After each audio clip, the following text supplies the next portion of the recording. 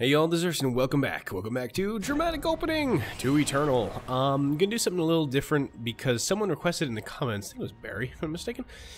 I see that a lot, it must be Barry. But someone mentioned a request for budget builds for people just getting into Eternal before you really start amassing a collection. And I wanted to highlight two that I think are pretty well seasoned, pretty proven, and pretty viable. And I will leave a comment... leave a link in the comment to both. There's a site called Eternal Warcry, which is kind of a good source for community decks. And these two are up there, so obviously I'll leave a link. But you also see them on screen, so you'll kind of know how to build them. But, so, first things first, if you're doing a budget deck build and you want to go ladder, your best chances for success likely will be either aggro or tempo. It's kind of like the nature of every other card game. Control is a really difficult archetype to build without a really decent collection of some powerful cards, because you need a really big closer, a big finisher, which is usually not going to be at uncommon or anything like that. Probably going to be at legendary, and also you just don't have the functional cards to do it, all the draws, all the sweepers and things like that. So control is a really hard, particularly hard archetype to build in a budget.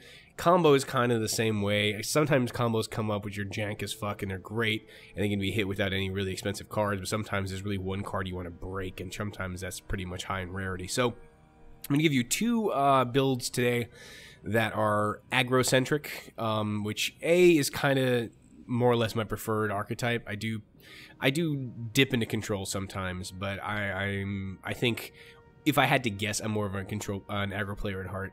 And they're both aggro archetypes, and I can kind of tell you that they look pretty solid. So the first one's going to be kind of a generic, decent budget build where you apply some shift stone for some rares. The next one will be a little cheaper than that even, but they both have a decent pedigree, so let's take a look. So first we're going to talk about a budget Skycrag aggro. I mentioned when I played Skycrag the other day on the channel, and the other day it was like a month and a half ago.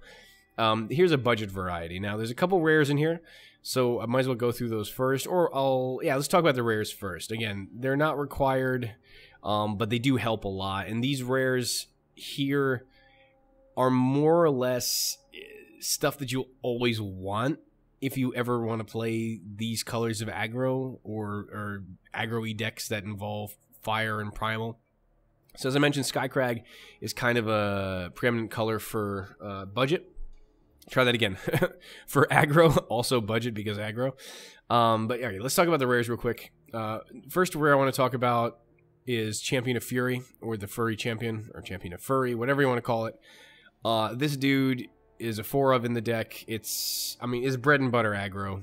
It's a 4/2 charge overwhelm for 2. If you have the influence requirements down, which are relatively easy, it's a bananas strong card. Like, it's super crazy. It's what a lot of aggro is anchored on in these colors, and you want 4 of him eventually. That'll cost you 3,200 shift stone. Thereabouts. 800 a pop, though, so, you know, things could be worse. But again, if you ever play aggro in these colors, like, you'll never regret having him. He's also, if you're thinking about rotation, he is set 2.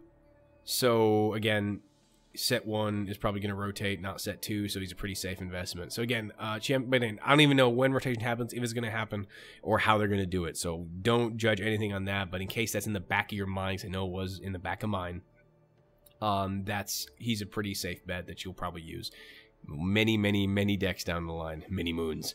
Pyro Knight's another rare. Chances are you have this from, I think you get a Pyro Knight from the basic Rakano deck, if I'm not mistaken. I think you get one of these. So you have that one already, and if not, 800, but I don't think you need to. I think you get one for free. Plug her in there. That's why there's only a 1-of in this deck, I think, because you get that one for free with the basic Rakano, and she is normally in the... I'll show you actually probably the Skycrag deck I'm using on ladder right now, and it's also a good time. Sorry, I'm going all over the place today because it's toward the end of my recording day, and I'm kind of flaking a little bit. Right now the meta on the ladder that I found, at least where I am, still kind of climbing up because we just had the reset in the middle of gold somewhere. Gold 1 or... No, not gold 1. Gold 2 or gold 3. Either top of gold 3 or bottom of gold 2 at this point. Haven't had that much time to climb yet. It's pretty aggro friendly. I've been playing some mid-range stuff and some top-end kind of greedy builds, and I was getting my ass handed to me. Like, I went on like a 9-game losing streak, and I'll be honest with you, that shit just doesn't happen in general, so I was getting really frustrated, so I said, fuck it. Getting a Skycrag aggro deck, and then I won like 7 in a row. Aggro is pretty favored now, because I think there's a couple decks that are out there trying to do some greedy stuff, and you'll punish that pretty well. So anyway, aggro's a good time for aggro right now. But we'll see. That always shifts. Next is this rare. That's a rare. That's what I figured. So Long Barrel, another really good rare. It's from the newest set. So you have a pretty good chance of hitting this, I think, in your packs if you do get it. It's a really nice thing. It's a +2/+0 weapon for 1 with Overwhelm, which is really good to get an extra damage in. Plus, you can spellcraft for a total of 4 for Piercing Shot, which again gets more damage through, can wipe out a blocker, get even more damage through. It's a very functional aggro weapon. There's only 2 of here, so it won't cost you too much dust. But it's pretty solid. And then this is the big investment. Shogun Scepter is from set 1, so obviously, oh god, but it's been a staple of aggro for so long, and it's kind of hard to see a Skycrag deck without it.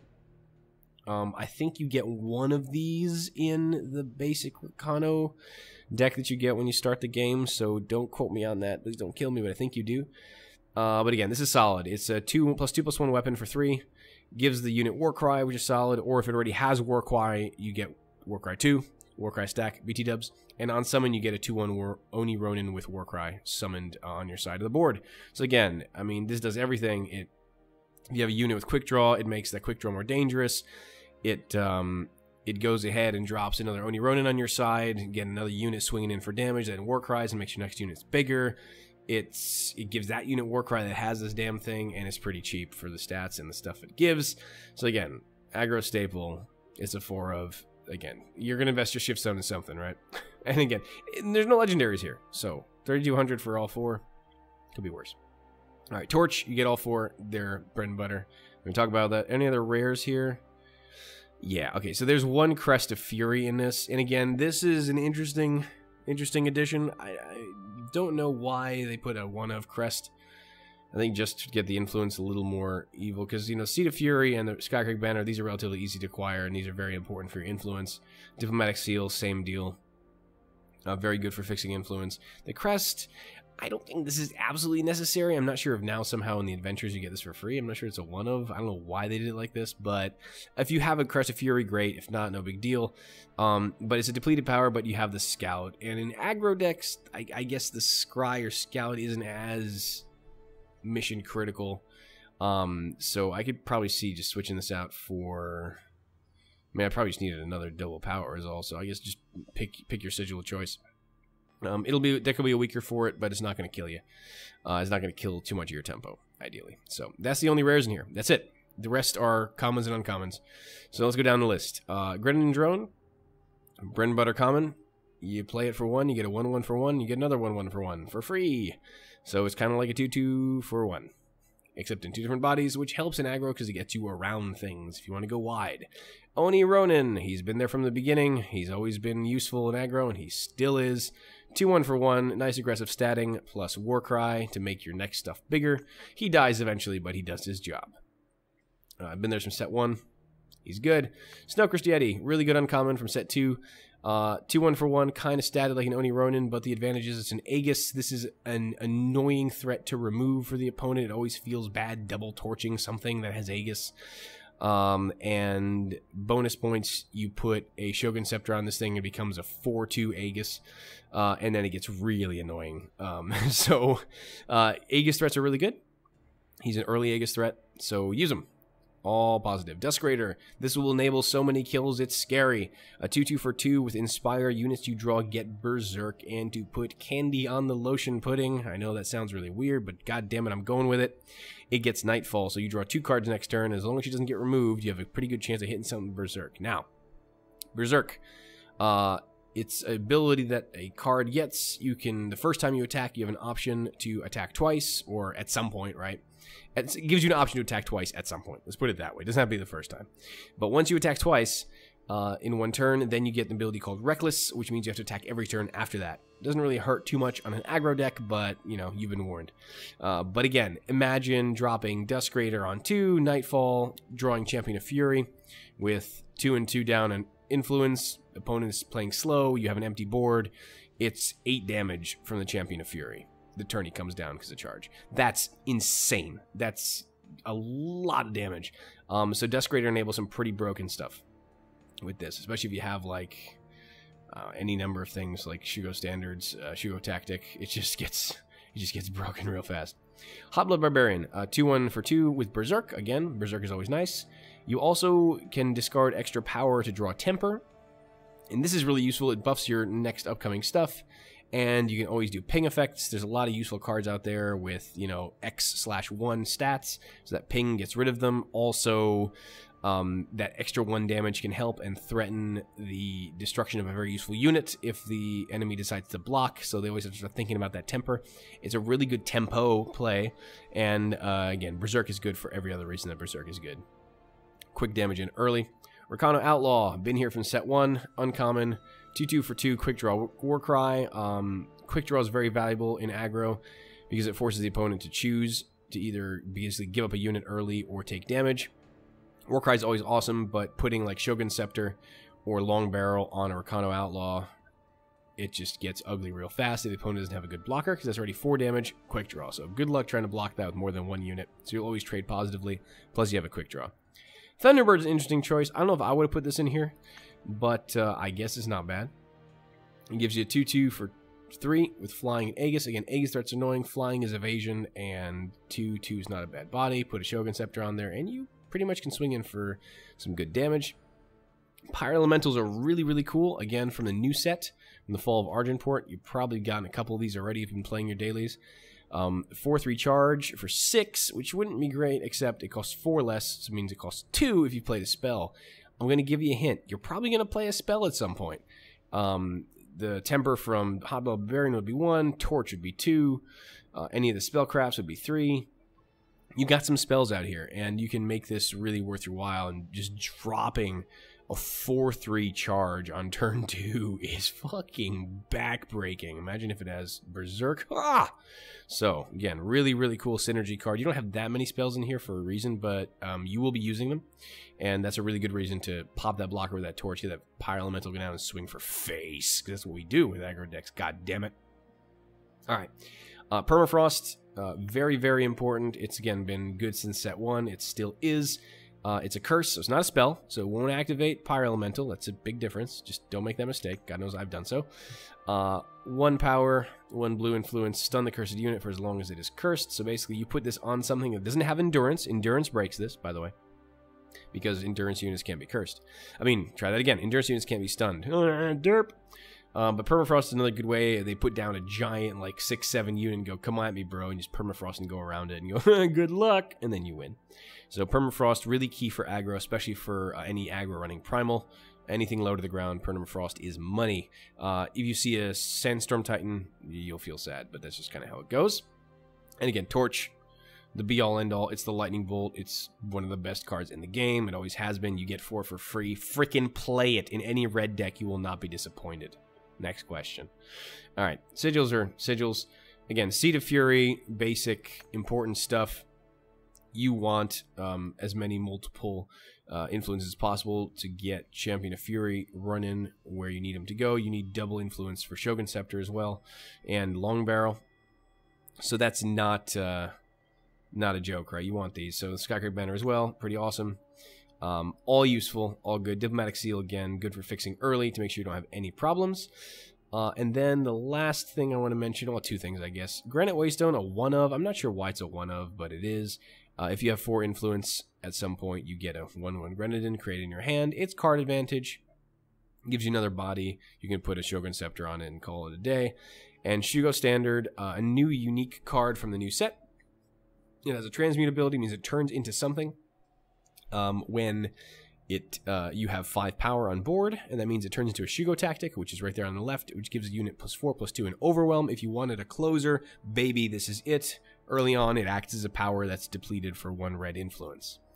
So, that's the budget Skycrag deck, and I'm gonna pop up the deck that I'm playing on ladder right now, so you have an idea of how close it actually is to what I'm playing. So I'm playing this one. Skycrag deck wins plus market, because the previous one I played didn't have a market. So as you can see, there's a lot of the similar cast of characters. I mean, obviously some of the things are a little more optimized, but a lot of the tools are the same. Long barrels, permafrost, shogun scepters. Those should all look familiar. Oni Ronins, Pyro Knights, yeah, we have a 4 of. Snowcrest Yetis, Champion of Fury is familiar, Duskgrade is familiar, Rakano Outlaw is familiar. The only really big stuff are these crazy things. Sensari Brigands, which are fantastic, double damage to players in charge. You can imagine this being pretty broken with a couple war cries on it. Ixen Merchant for, I mean, we'll talk about merchants altogether. She's easily my favorite merchant because damn! But also enables the red market, which is super good for aggro decks. Got a Shugo standard in there for fun. Mindfire to get around the last couple blockers. Caleb's Choice to stop a harsh rule. Factory Quota for putting extra pressure when you have nothing else to do. And for control decks. And Obliterate to get the last of the damage or break a big blocker.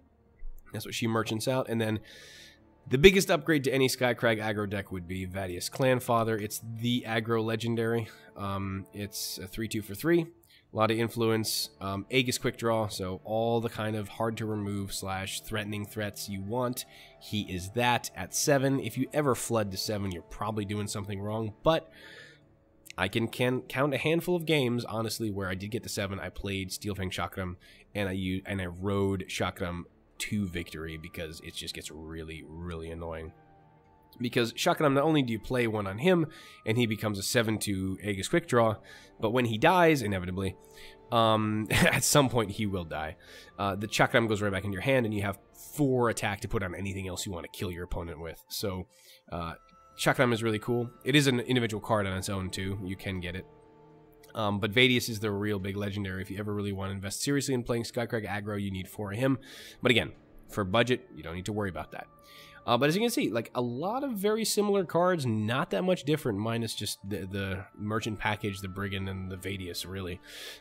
So, you know, go out there and have fun. It's a really strong budget deck. It does really well, and the guy wrote it to Masters, so no joke. It's been verified. The next deck I want to talk about is Budget Rakano. Also going to aggro, but if you feel like Rakano is more your style, I actually don't have all the cards. I don't have these uncommons, but no worries, we can talk about them anyway. You're going to see some familiar faces, some not so familiar. So, here we have Rakano Budget.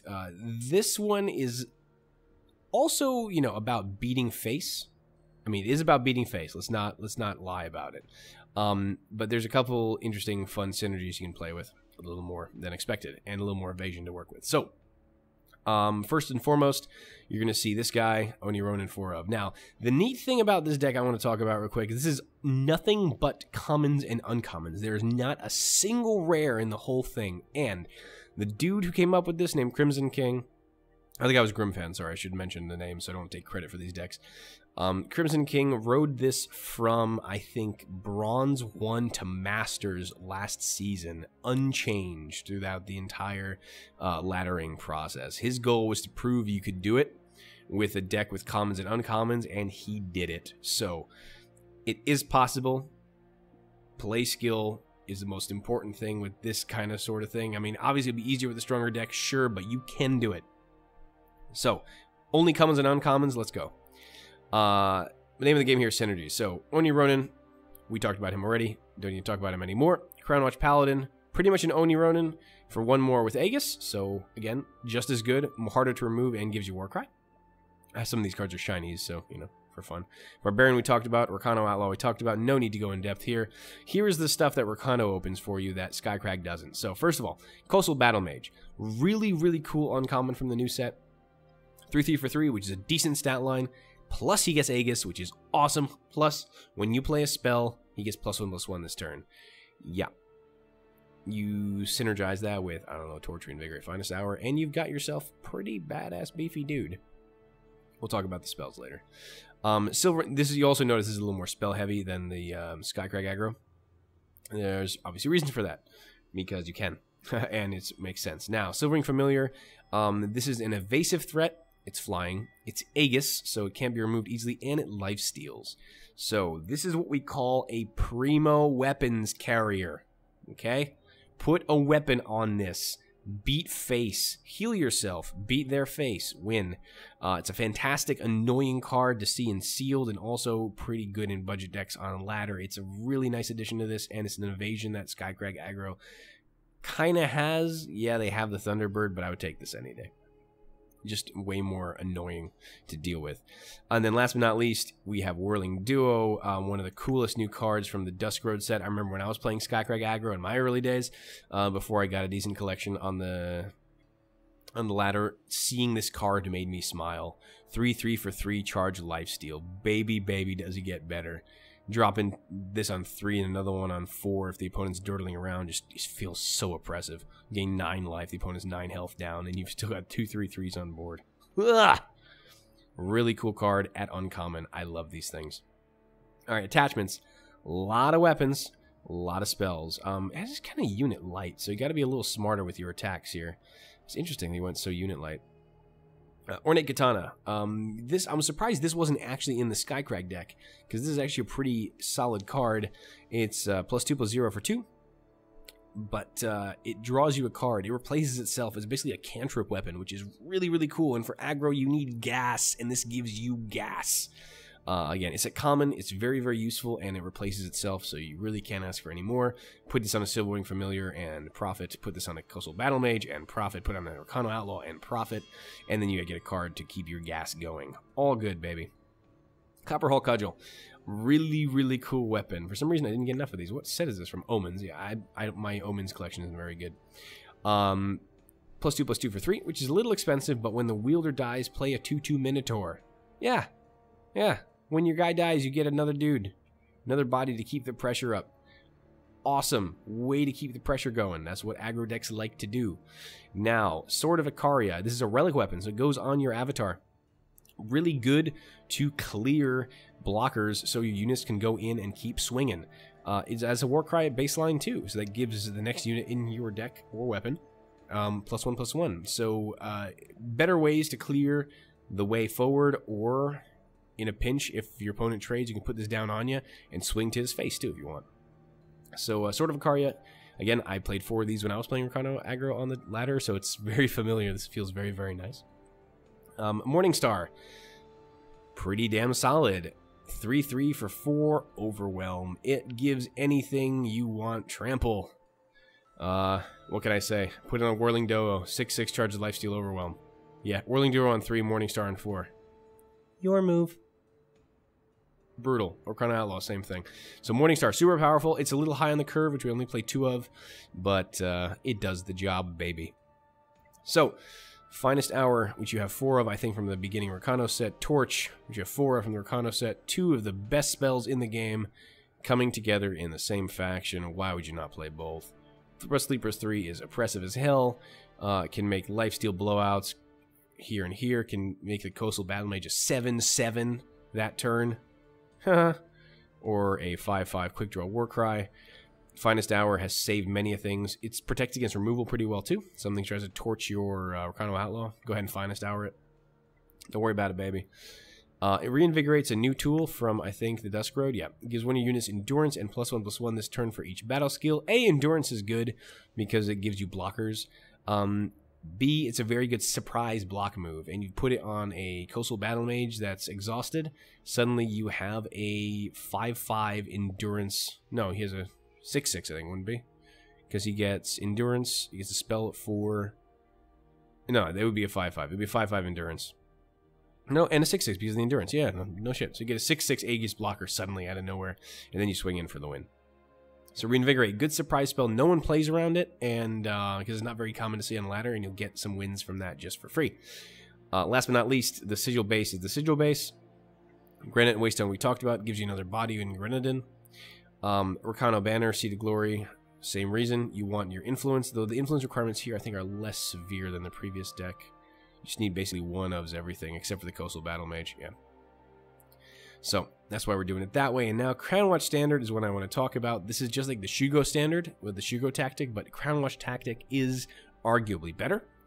I think it's one of the best ones, actually. So, if you ever have 5 power, this ceases to be a power card, and it becomes a Crown Watch Tactic, which is a fast spell for 2, which gives a unit +3/+3/+3, try that again, and lifesteal this turn. Again, ekes out the win, gives you that last bit of health to survive and trade and race.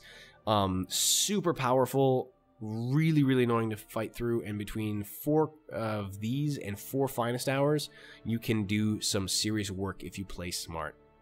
And like I said, Crimson King proved it, man. He made it to Masters on the back of this one. So, A, props to him for playing awesome. B, you can do it. It just takes time and skill. So, hopefully that's helpful for people. I know that was asked for a while ago, and I took a little while to go through it, but I didn't want to just put out some stupid budget deck and be like, yeah, you know, it's a budget deck. Good luck. Well, these two actually have some pedigree behind them. God, I'm stumbling on my words like crazy tonight. What's wrong with me?